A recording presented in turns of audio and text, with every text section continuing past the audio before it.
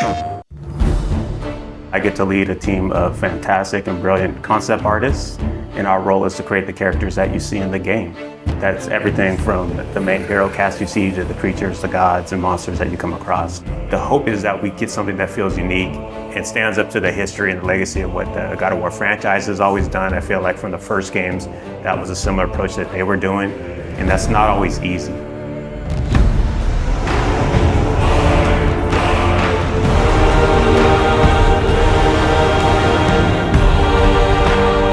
My name is Raf Grassetti. I'm the art director for God of War Ragnarök. Hi, my name is Marissa Coppert. I am a character technical artist. Hi, my name is Angela Rico, and I am a senior character artist in God of War Ragnarök. Hi, I'm Della Longfish, and I am the lead of the character concept team at Santa Monica Studio. Come in. What in all yarns be the happened to him? As a character technical artist here at SMS, I rig most of the characters and props that you see throughout the world. As character artists, our job is to create 3D assets based on the beautiful concept art provided to us. We do this by making sure that the silhouettes on the models and the textures and materials stand out instantaneously.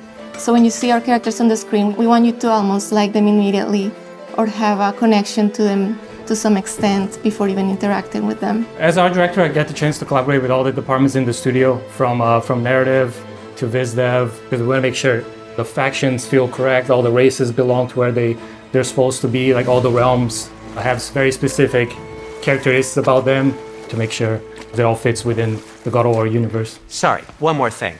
Although, these are gifts I'm giving to you, so I shouldn't be sorry and you should be thankful. Anyways, here, please be careful. In the God of War 2018, we saw Brock and Sindri, and that was the tip of the iceberg of the Huldra. And in God of War Ragnarok, we actually get to go and visit Svartalfheim, where they're from, and a great part of that too is we want to make sure that we expand the cast. You know, we'd just seen a little bit of what was represented, and that was something that we hadn't seen.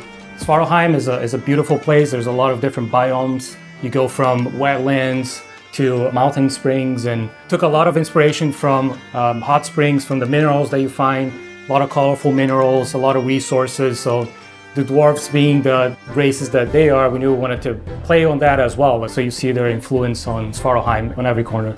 It's a realm where you're going to find a lot of water environments. There's quarries. It's a very industrial city. It's very organized, and you can see all the dwarves putting all the work into creating this great city where they live in. Knowing that they're blacksmiths, that was kind of reflected within their clothing. And you see that within the houses and every inch. We want to make sure that both the environments and characters had a cohesiveness that felt like every inch of it felt like it went together and was designed specifically by them. And again, that's something that we haven't seen in some of the other realms and is unique to these characters and their location. And the hope, it all goes together and creates a feeling within a realm that you're excited to see, feels unique, and really creates that sense of wonder where you want to go back.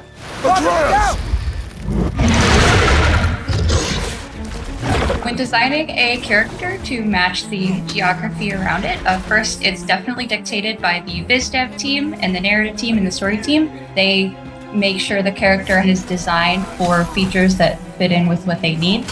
When designing the Grims, we took a lot of inspiration from the environment. So we took a lot of inspiration from lizards, creatures that kind of belong to that environment. They have those big claws. There's small critters to the big ones, and really building up that race, making sure they kind of belong and that realm felt lived in and that ecosystem felt like very diverse.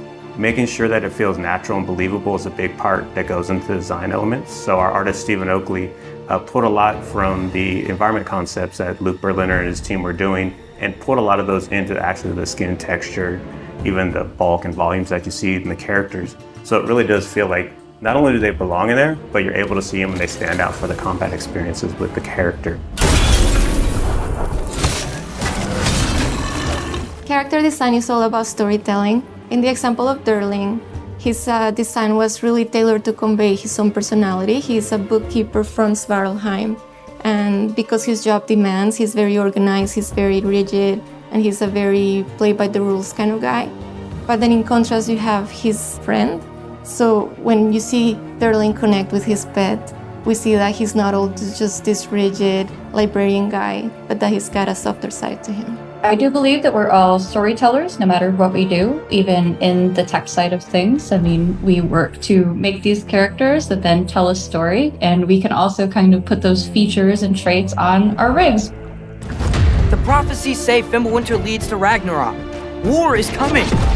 Svartalfheim, the dwarves, working with different races from different realms, so definitely seeing Ragnarok and the impact of that into the realm, it puts them into this position that's very interesting to see which side they take and things that they're building. So as you go through the level, you find out a lot more about this race and the political situation that is happening while Ragnarok and Fimbulwinter is taking place. Hey, dwarves!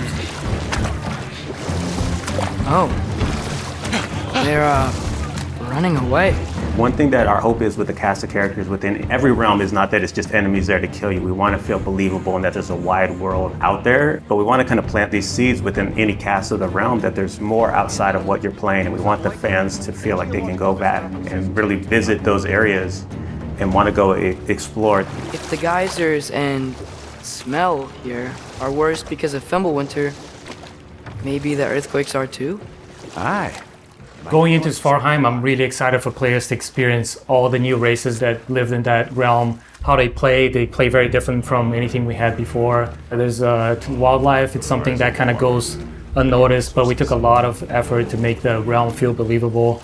So there's a lot in Svartalfheim, a lot to explore. I'm really excited for Svartalfheim. It is a gorgeous realm. After looking through some of the cinematics and playing some of the cinematics and playing through some of the puzzles, I'm so excited how water plays such a big feature in that realm, and that is so cool. I'm most excited for fans to finally get to see how the dwarves live. Brock and Sindri were fan favorites in the last game, so I think that all the work that we've put into Svartalfheim is going to make all the other dwarves shine just as bright as the brothers did.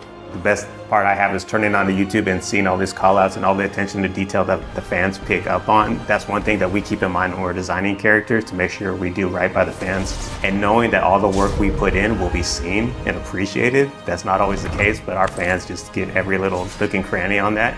And we love that, and we packed a lot of that in for this new cast, and we hope you guys get the same feeling with God of War Ragnarok.